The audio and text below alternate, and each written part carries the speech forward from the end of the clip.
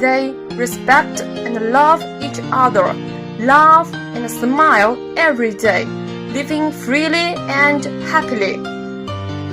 Our community can be called the kingdom of the greatest creator, a replication of heavenly life, a paradise on earth, and it can be described as genuine communism.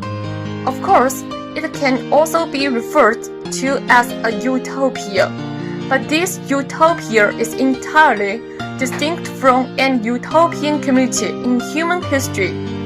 It surpasses Owen's New Harmony community in the United States by 100-fold, and the reason for this is our community's rich cultural heritage.